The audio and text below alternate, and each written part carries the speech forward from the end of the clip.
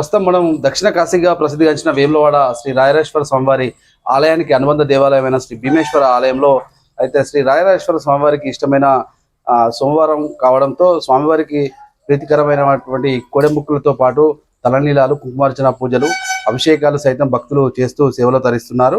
అయితే వేములవాడ రాజన్న ఆలయ అభివృద్ధి విస్తరణ పనుల నేపథ్యంలో ఏకాంతంగానే పూజా కార్యక్రమాలు అయితే నిర్వహిస్తున్నారు. భక్తులకు ప్రత్యామ్నాయ నేపథ్యంలో దర్శనార్థం అయితే భీమేశ్వర ఆలయంలో అన్ని రకాల సౌకర్యాలు అందుబాటులోకి తీసుకొచ్చామని కూడా రాజన్న ఆలయ ఇవో రమాదేవి సైతం చెప్తా ఉన్నారు. సోమవారం అత్యంత ఇష్టమైన రోజు, ప్రత్యేకమైన రోజు శివునికి కాబట్టి ప్రత్యేక అభిషేక పూజ కార్యక్రమాలు, శివ కళ్యాణం చేయడం నేపథ్యంలో కూడా భక్తులు అధిక సంఖ్యలో కుటుంబ సమేతంగా వచ్చి వారి కోరిన కోరికలు నెరవేరిన తర్వాత కొందరు కోరికలు నెరవేరాలని మరికొందరు భక్తులు అయితే స్వామివారికి పూజా కార్యక్రమాలు నిర్వహిస్తూ ఉంటారు.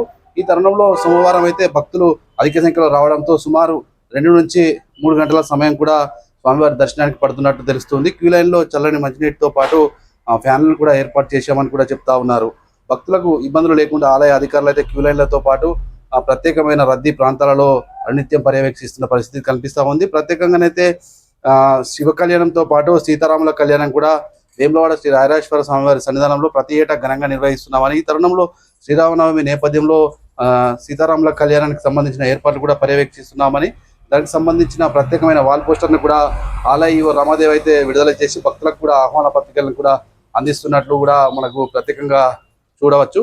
అయితే ఈ తరుణంలో భక్తులకు ఇబ్బందులు లేకుండా ప్రసాదాల నేపథ్యంలో కూడా ప్రత్యేకమైన లడ్డూకు సంబంధించిన లడ్డు విభాగాన్ని కూడా క్షుణ్ణంగా తనిఖీలు చేసి సంబంధిత అధికారులకు కూడా ఈవో రమాదేవి అయితే పలు సూచనల సలహాలు అందజేశారు. ప్రత్యేకంగా వేములవాడ టెంపుల్ సిటీలో చాలా వరకు చూసుకుంటే కేదారేశ్వర హనుమంత ఆలయాలు అనేటువంటి కేదారేశ్వర ఆలయం, బద్దిపోచమ్మ ఆలయం, నగరేశ్వర ఆలయం, నాంపల్లి లక్ష్మీనరసింహ స్వామి వారి ఆలయాలు కూడా భక్తులు రాజన్న భీమన్న స్వామిని దర్శించుకున్న తర్వాత దర్శించుకోవడం ఆనవాయితీగా వస్తున్న తరుణంలో సోమవారం రాజరాజేశ్వర స్వామివారిని దర్శించుకున్న భక్తులు కోడెమొక్కులు చెల్లించుకున్న తర్వాత మంగళవారం బద్దిపోచమ్మ తల్లికి బొన్నాల నైవేద్యాలు, పసుపు కుంకుమలు సమర్పించుకోవడం ఆనవాయితీగా వస్తుందని కూడా భక్తులు కూడా చెప్తున్న పరిస్థితి చూస్తున్నాం. Over to studio.